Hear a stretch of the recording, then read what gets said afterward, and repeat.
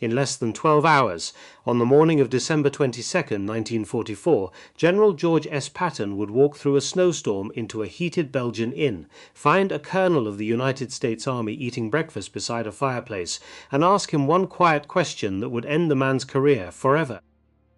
The colonel did not know that yet, neither did the 20-year-old private in the foxhole 7 miles north, whose left foot, beneath 3 layers of frozen leather, had just turned the color of wet ash. His name was Hayes. His boots had stopped feeling like boots 3 nights ago. He couldn't remember when it happened. Only that the cold had come first as pain, then as needles, and finally as nothing at all. That was the worst part. The nothing.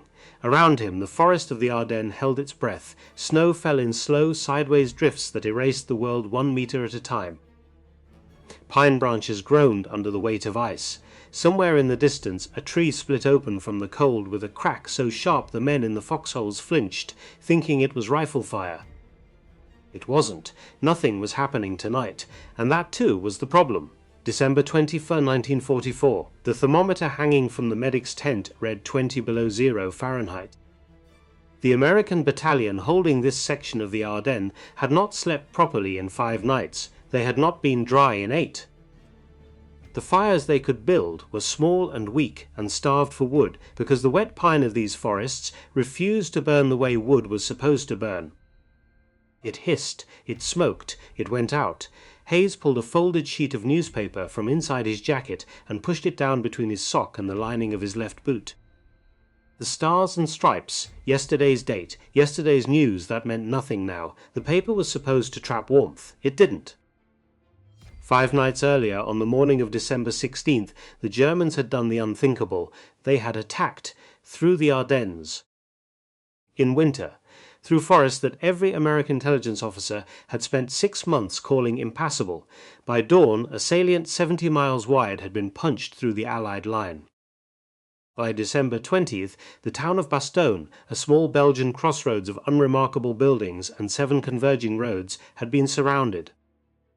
Inside that ring of frozen earth and broken trees, the 101st Airborne Division was dug in, low on ammunition, low on medical supplies, low on everything except the stubborn unwillingness of its acting commander, Brigadier General Anthony McAuliffe, 46 years old, to consider the possibility of surrender. But Hayes's battalion was not in Bastogne. Hayes's battalion was somewhere outside it, somewhere in the ragged American line that stretched south of the encirclement, holding back German reconnaissance probes that came mostly at night and mostly without warning. Hayes had not fired his rifle in 2 days. He had not been certain he could fire it at all. The bolt had frozen solid the night before, and the only way he had managed to free it was by holding the breech against his stomach beneath his coat for half an hour, until something inside the mechanism cracked loose. He didn't know if it would do that again. Around 2 in the morning, a truck rolled in from the north with 3 wounded men in its bed. They weren't wounded by bullets. The medic, a corporal named Dolan, who looked older than his 24 years, climbed up and tried to remove their boots. The leather had fused to the skin. One of the men screamed when Dolan made the first cut. The other 2 had stopped feeling anything at all. This was the war that no one wrote songs about. This was trench foot. In the month of November alone, General George S.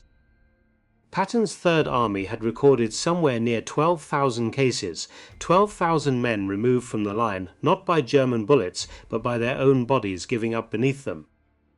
By rotting tissue, by gangrenous toes, by boots that could no longer be taken off without taking the skin with them. The official medical histories of the United States Army would later record the figure with clinical restraint. The men in the field used another word. They called it a slaughter, and the slaughter had a cause. 3 weeks earlier, in late November, Patton himself had issued a direct order. Every soldier in his army was to have overshoes. Dry socks were to be rotated daily. Officers were to inspect the feet of their men personally. The order was written in language so blunt it was almost insulting, and it carried Patton's signature on the bottom. That order had not reached Hayes. Not the overshoes, not the dry socks, not the inspections. Somewhere between the desk where Patton had signed it and the foxhole where Hayes was sitting, the order had passed through hands that had decided it did not apply to them. This is what no historian would record cleanly, because the failure was not a single failure, it was 100 small ones. A supply officer who didn't push, a captain who didn't ask, a colonel who did not see what he did not want to see. The order existed. The boots did not. A man named Patton, 40 miles away in a heated headquarters in Luxembourg City, 59 years old, white-haired, a 3-star general with a profanity habit and a Bible on his nightstand, believed his order was being followed. He was wrong. 2 weeks earlier, on the 8th of December, in a small office in Nancy, France, Patton had picked up the telephone and asked for his chaplain. His name was James Hugh O'Neill. He was 41 years old, a Catholic priest, and he had been the chief chaplain of the Third Army for almost a year. When the call came through, he picked up expecting the usual administrative business of a wartime chaplaincy. Instead, Patton asked him to write a prayer. A prayer for good weather. O'Neill, who knew his general well enough to know when a request was not actually a request, sat down at a typewriter and produced just over 100 words. Patton read them, approved them, and ordered them printed onto 250,000 small cards. The cards were distributed to every soldier in the Third Army. The prayer asked Almighty God to restrain the immoderate rains. It asked for fair weather for battle. It was sincere, and it was strategic, and it was, above all, the act of a man who had begun to understand that the weather itself had become an enemy. Hayes had received one of those cards. It was still folded in his breast pocket, beneath 3 layers of wet wool, becoming soft and unreadable from the moisture of his own body. He had not prayed. He had only kept the card because everyone else had kept theirs, and because in the cold and the dark and the sound of trees splitting open from frost, the small rectangle of dry paper inside his jacket felt somehow like proof of something. He didn't know what. Around 3 in the morning, a sergeant came down the line, moving from hole to hole in a slow walk that the cold made into a stumble. His name was Kowalski. He was 28, from the iron mill country of western Pennsylvania, and he had been in this army since before North Africa. He stopped at each man, checked each face for the pale grey patches that meant frostbite was advancing toward bone, and moved on without speaking. When he reached Hayes, he crouched. He looked at the boy's feet, then at his face. He didn't ask a question. He just nodded once and stood back up. 20 minutes later, Kowalski was at the command post. The lieutenant on duty was named Bennett. He was 26. He had been a high school physics teacher in Ohio 32 months ago. Now he ran a platoon, or what was left of one. He had grown a thin beard he was not authorized to grow, and his eyes had the unfocused tightness of a man who had not slept more than 2 consecutive hours in a week. Kowalski stood in front of him for a long moment before he spoke. "Where is the colonel, sir?" Bennett did not look up from the map. "South." Kowalski waited. Bennett finally lifted his eyes. 3 nights. The 2 men looked at each other. Neither said the word, but the word was in the room with them. It had weight, it had temperature, it made the air harder to breathe than the cold had managed on its own. 3 nights. 3 nights inside a building with a roof, with a stove, with a bed. 3 nights while his men froze inside holes in the frozen ground less than 7 miles away. The colonel had a name. That name will not be repeated here, because what he did as a representative of a pattern, not as the only man in this army who chose comfort over the soldiers placed in his care. The Pattons were everywhere that winter. The colonels were many. The record of their removal was, by Patton's deliberate design, kept quiet. But this particular colonel, on this particular night, in this particular sector, was about to make a mistake. Because somewhere south, in the grey early hours of December 22nd, 1944, a jeep was being warmed up in a courtyard. Inside the headquarters building above the courtyard, an aide was laying out a clean field jacket, a riding crop, a pair of gloves. The man who would wear them was already awake. He had not slept much. He had been reading the morning's medical reports. The reports said the trench foot numbers were not improving. The reports said his order was not being obeyed. The man who had signed that order was about to find out why. His name was Patton, and in approximately 4 hours he was going to walk into a warm building 7 miles south of a frozen battalion and ask one quiet, terrible question. But that came later. For now, in the dark, in the snow, in the forest where a tree had just split open like a rifle shot, Private Hayes pushed another folded square of newspaper into his boot and did not feel it go in. The cold kept coming, and the war went on. The jeep came up the road just after 8 in the morning. There were 3 vehicles in the convoy, not the long armed column that some soldiers had begun to expect when generals visited. 2 of them were military police escorts. The third, in the middle, carried a man who needed no escort to be recognized. The star plates were bolted to the front and rear bumpers, 3 stars, white on red. There were not many men in the United States Army that winter who carried 3 stars on the bumper of a jeep. There were fewer still who would have ridden into this kind of cold with the windshield folded down and his face exposed to the wind. Patton did. He always had. The men along the road did not cheer. They were too tired to cheer, and they had been told too many things over the past 5 days about commanders who were coming to inspect and commanders who never came at all. Most of them just turned their heads slowly as the jeep approached, and then turned them slowly back again, as if even recognition required a quantity of warmth they could no longer spare. Lieutenant Bennett was at the side of the road when the jeep stopped. He had been awake for 19 hours. His eyes felt as though somebody had filled them with sand. He saluted because he had been saluting officers for 32 months, and the motion was not a thought anymore, only a reflex of the arm. His glove was stiff, the salute looked broken. Patton returned it. He stepped out of the jeep into the snow. He wore the polished helmet with the 3 stars on its front, the riding boots, the breeches, the pistol on the hip. Not the ivory-handled one. That was the one for the photographers, and Patton resented the press for calling it pearl. This was the working one, plain, worn and ready. His face in person was older than the photographs suggested, 59 years. In good light you could see all of them. Lieutenant. Bennett swallowed. General. Patton looked past him toward the trees. The foxholes were scattered through the pines like the holes left by something that had been ripped out of the ground. Smoke rose in thin grey columns from a dozen weak fires. Men moved between them slowly, the way men move when they have made a decision not to fall down. How many cases in the last 48 hours, Lieutenant? Bennett knew exactly what he meant. He did not have to ask. 14, sir. Of those, how many cannot return to duty? 3 confirmed, sir. Possibly 5. Patton nodded once. He did not write anything down. He did not need to. He began walking. This was the part that the men in the rear would not understand when the story was told later in mess halls and reunion halls and across the kitchen tables of small towns from Wisconsin to Georgia. They expected the rage. The rage came later. Sometimes what came first on that morning was something colder. Patton walked the line. Not down the road. The line. Hole to hole in the snow in the cold that was making his own face raw inside of 3 minutes. He stopped at the first foxhole. He looked down at the man in it. The man was a private from somewhere in eastern Tennessee, and he had been asleep sitting upright with his back against the frozen earth. He woke up when the shadow passed over him. He saw the 3 stars. He tried to stand. Stay seated, son. Patton crouched at the edge of the hole. The ground crackled under his boots. He looked at the private's feet. Boots off. The boy's hands trembled. He worked at the laces. The leather did not want to give. He looked up, ashamed.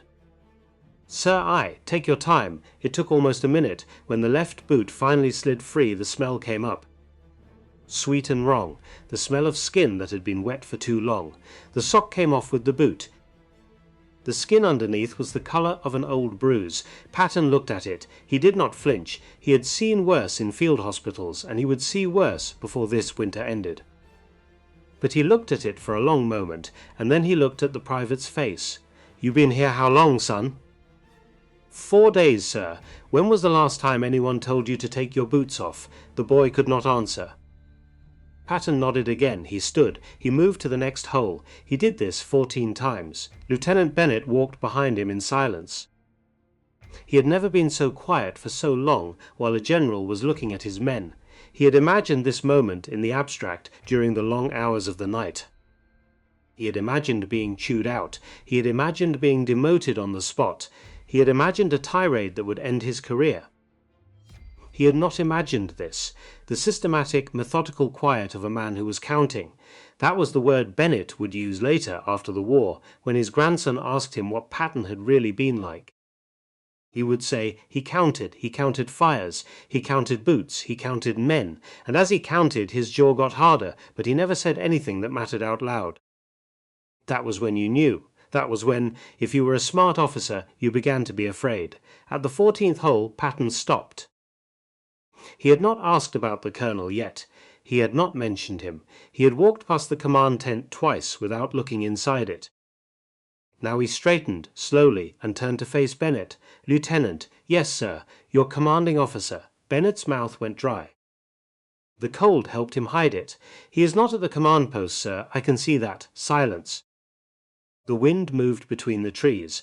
A pine creaked somewhere above them. "Where is he, Lieutenant?" There was no way out of the question.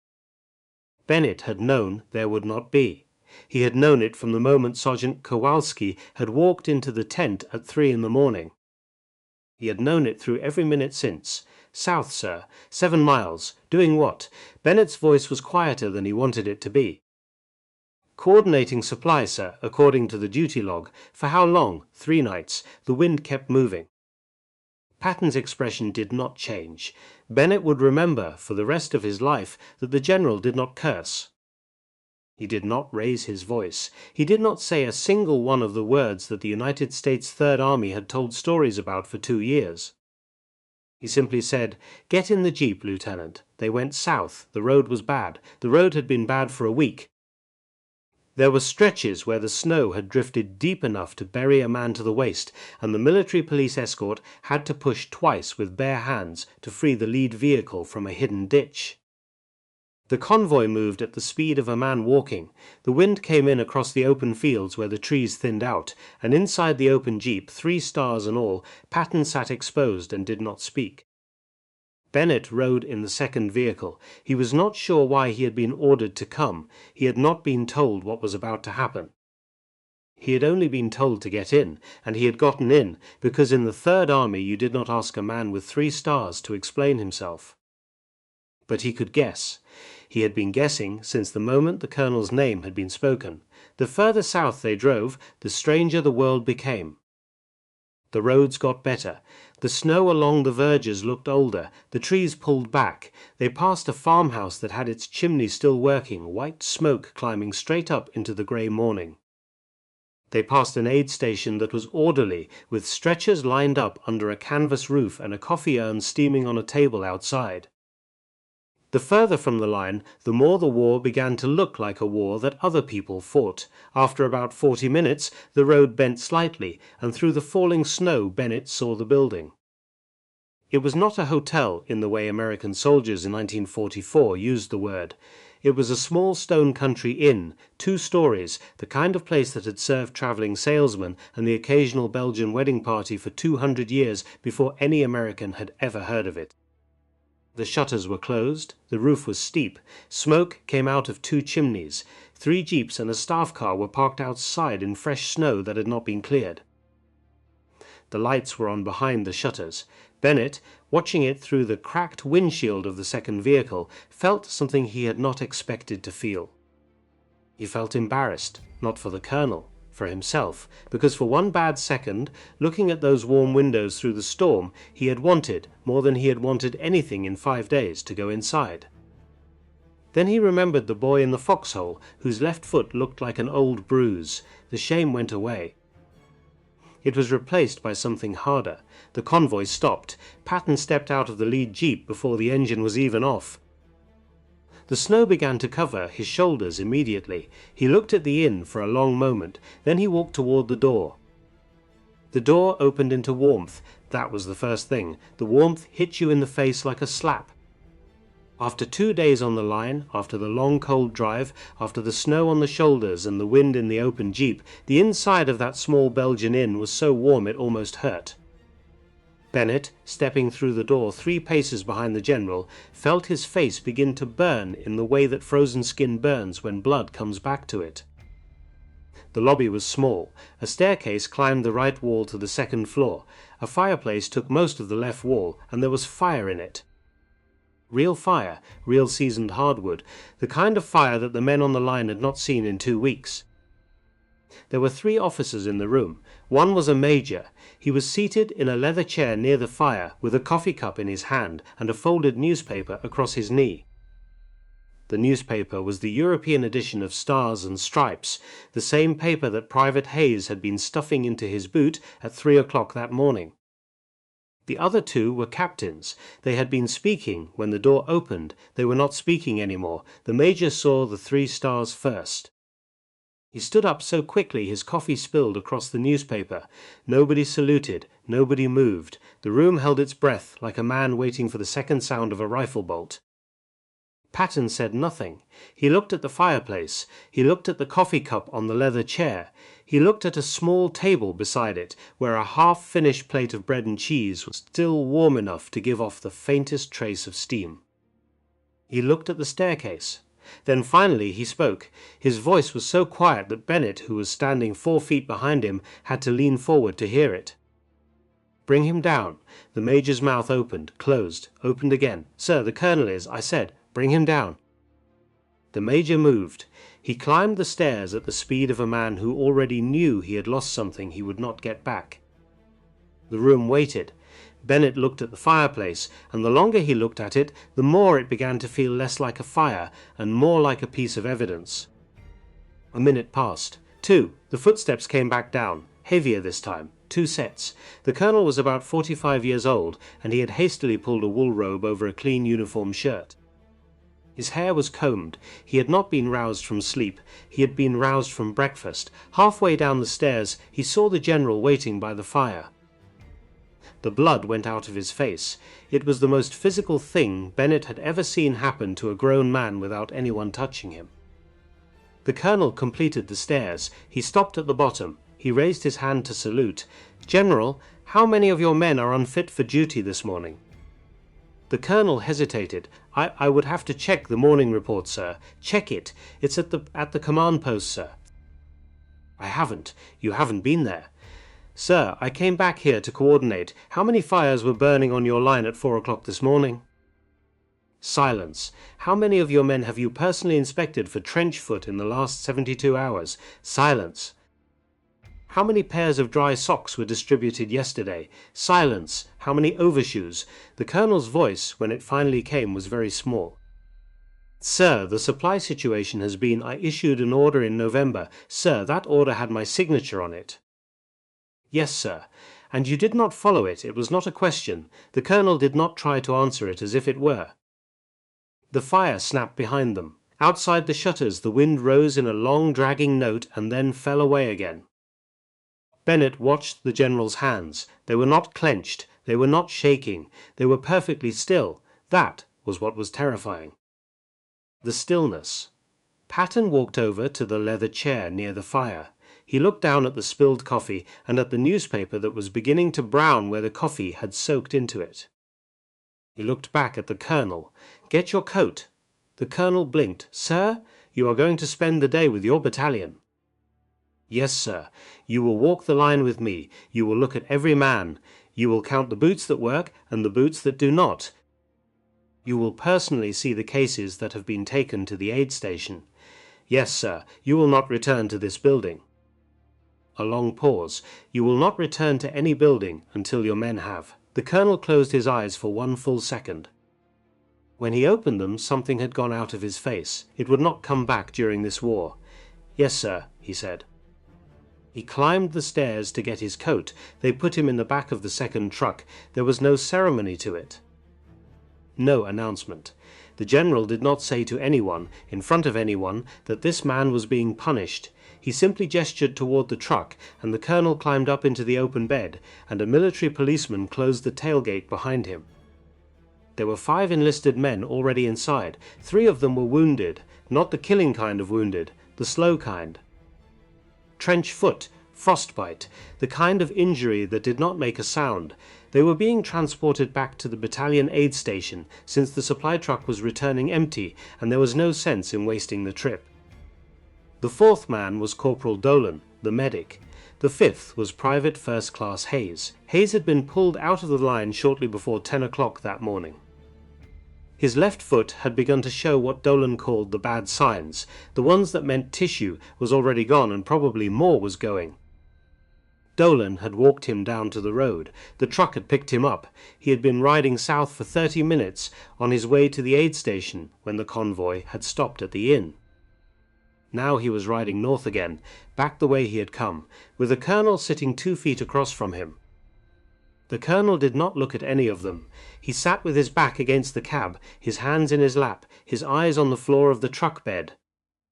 His coat was clean, his boots were dry, his face had the closed look of a man who had decided that if he did not look at his surroundings would stop existing. Hayes looked at him. Hayes was 20 years old, and he was running a fever, and he was missing the top knuckle of feeling in 3 of his toes. He looked at the colonel for a long time. He did not say anything. He did not need to. After about 10 minutes, Hayes reached down slowly to his left boot. Dolan saw him doing it. Dolan opened his mouth to stop him. He did not. Hayes worked at the lace. His fingers were not very good anymore, but he got it loose. He pulled the boot off. The sock came with it. The smell rose immediately in the close air of the truck bed, sour and unmistakable. The colonel did not look up. Hayes set the boot down on the wood beside him. The foot underneath was the colour of a black plum, where it should have been the colour of a foot. Hayes left it there. He did not put the boot back on. He did not say a word. The colonel kept his eyes on the floor. He did not have anywhere else to put them. Dolan looked at Hayes. Hayes looked at the colonel. The wounded men looked at nothing at all. The truck went north through the snow. Nobody spoke for the rest of the ride. When the convoy reached the line, Patton did not return to the rear. He stayed. He spent the rest of December 22nd, 1944, on his feet, in the cold, with a battalion that had not seen its commanding officer for 3 nights. He did not give a speech. He did not call the men together.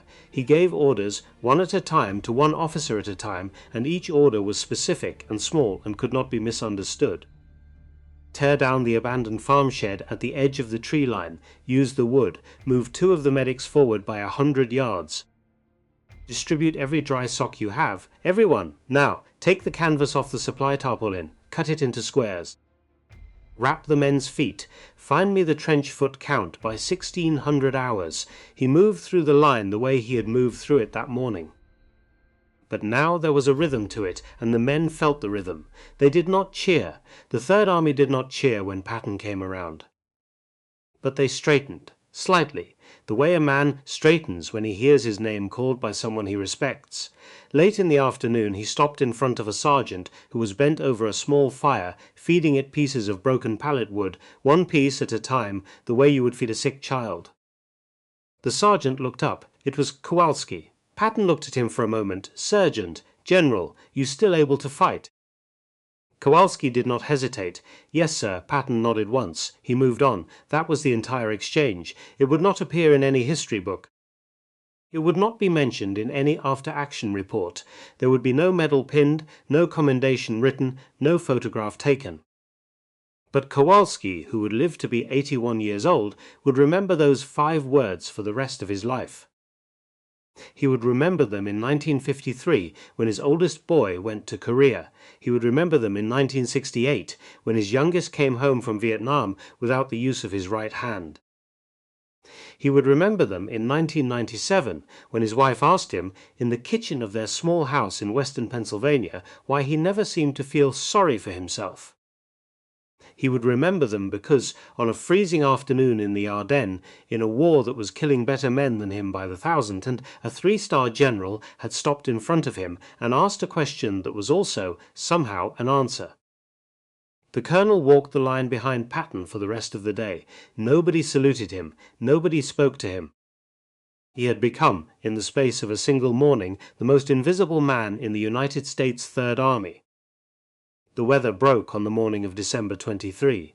It broke the way some prayers are answered, which is to say, not all at once, but slowly, and with a quality of indifference that suggested the sky had been going to do this anyway. The cloud cover thinned by degrees. The snow stopped falling. The wind, which had been the most physical enemy of the past 5 days, dropped to the kind of low murmur that allowed men to hear, for the first time in a week, the sound of their own breathing. Then the planes came. They came from the west, from the airfields of liberated France, and they came in numbers that the men in the foxholes had almost stopped believing in. C-47 transports, P-47 Thunderbolts, the drone of engines that meant supply drops, that meant air cover, that meant the men inside Bastogne would not have to choose by Christmas Day between rationing morphine and rationing bullets. Patton was in his command vehicle when the first reports came in, according to the diary he kept, and that Martin Blumenson would later edit into 2 thick volumes, the second of which appeared in 1974. He wrote 4 words about the change in the sky. "God-damned good weather." That was all. Chaplain James Hugh O'Neill, the 41-year-old Catholic priest who had written the weather prayer 15 days earlier, would say later that he did not think God needed any particular credit for the break in the clouds. He would say only that men in war prayed for what they could not control, and that the sky had cleared, and that the 2 facts did not necessarily have anything to do with each other. Patton, who attended chapel every Sunday and slept with a Bible on the nightstand and swore like a teamster in the daylight, pinned a bronze star on O'Neill anyway. He understood, in his own complicated way, what the men needed. The colonel spent Christmas Eve in the line. He had a foxhole. He had a blanket. He had the standard ration that every man in the battalion had, which on the night of December 24th included a small tin of canned fruit that the supply officer had managed to scrounge from somewhere. He did not eat his. He passed it without speaking to the wounded man in the next hole over. The wounded man took it. He did not thank him. That was how it went for the rest of the colonel's time with the battalion. He was there, and he was visible, and he did the work, and he gave the orders, and the orders were obeyed because they were lawful orders given by a man wearing the eagles of his rank. But nobody looked at him, not directly, not for any longer than the function of duty required. If he gave a command, the sergeant repeated it to the men, and the men carried it out, and the men spoke to the sergeant. They did not speak to him. If he walked along the line, men found something to do that required them to be facing the other way. They did not insult him. The Third Army did not produce insubordination in its enlisted men. It produced something quieter and harder and worse. It produced absence. He was a man who had been removed from the human company of his own battalion without ever being relieved of his command. He carried out the function of an officer for 3 more weeks, until the army quietly transferred him, in the second week of January, to a desk position in a rear area headquarters where he would spend the rest of the war and the rest of his career. His name does not appear in any public roll of officers relieved by General Patton during the winter of 1944. That is not an oversight. That is the point. Martin Blumenson, in his edited collection of Patton's papers, would note that the general was unusually careful that winter about the formal record of officer reliefs. There were dozens of them in the Third Army between November and February. Most were never made public. Patton understood something about armies that not every commander understood. He understood that a publicly disgraced officer is a story, and a story is a distraction, and a distraction is the last thing an army needs in the middle of the largest battle the United States Army had ever fought in Europe. The point was not to punish the colonel. The point was to fix the line. The line was fixed. Trench foot cases in the battalion dropped by more than 2/3 in the 72 hours after Patton's visit. The drop was not because of inspirational speeches, of which there were none. The drop was because, for the first time in 2 weeks, every man in the battalion had dry socks twice a day, working fires, blankets in rotation, and an officer who walked the line and looked at their feet. That officer was no longer the colonel. That officer was Lieutenant Bennett, the platoon commander who had walked the line beside Patton. On the recommendation of the officers above him, who had seen what he had done during the 3rd week of December, he would be promoted to captain before the end of January. On December 26, 3 days after the weather broke, a column of Sherman tanks belonging to the 37th Tank Battalion of the 4th Armoured Division pushed through the southern perimeter of the German encirclement around Bastogne. The battalion was commanded by a lieutenant colonel named Creighton Abrams. He was 30 years old. He would, In another generation, command American armies in another war on another continent, and his name would eventually be placed on the main battle tank of the United States Army. But on the afternoon of December 26, 1944, he was simply a young tank officer who had been pushing his men through frozen Belgian forests for 5 days without sleep. The first American to physically reach the men inside Bastogne was a first lieutenant named Charles Boggess. His tank crossed the perimeter at 4:50 in the afternoon. He climbed down. An engineer officer of the 101st Airborne walked out of a tree line to meet him. They shook hands. Neither of them said anything for the historians. The siege of Bastogne was over. The battle was not. The fighting in the Ardennes would continue for another month. The cold would not break properly until February. Thousands more Americans would die before the salient was pushed back to where the German line had stood on the night of December 15th. Some of them would die from bullets, some from artillery, and some still from the cold. Patton, the man who had moved his army 100 miles north in 48 hours, the man who had walked the line on December 22nd, the man who had quietly destroyed the careers of dozens of officers without ever putting their names in the newspaper, was not finished with his contradictions.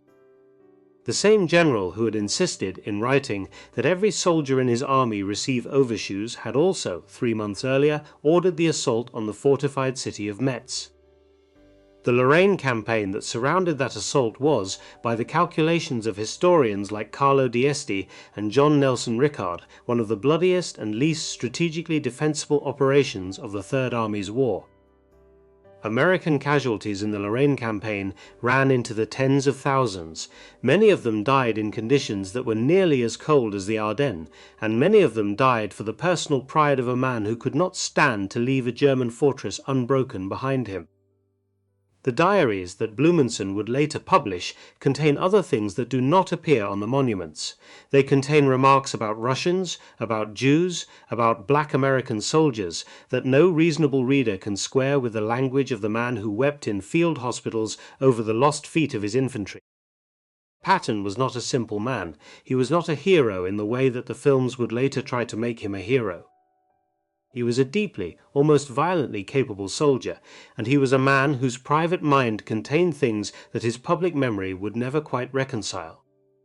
He saved the boy in the foxhole. He also said and believed things, in private, that the boy in the foxhole, had he heard them, might not have wanted to be saved by him. Both of those things are true.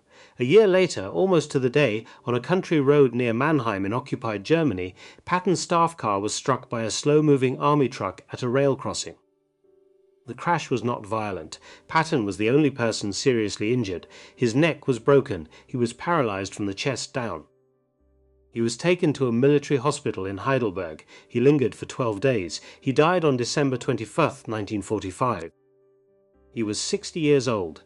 That date, for anyone who counted, was almost exactly 1 year after the morning he had walked the frozen line outside Bastogne and counted the boots of a battalion that had been failed by its colonel.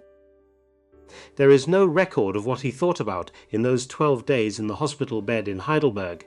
There is no record of whether the men in the foxholes crossed his mind.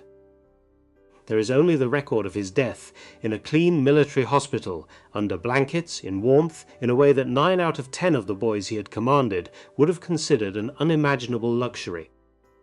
Private First Class Hayes lost the toes on his left foot. He did not lose the foot. He came home in the summer of 1945. He took a job at a paper mill in his hometown. He married a girl he had known in high school. He had 3 children.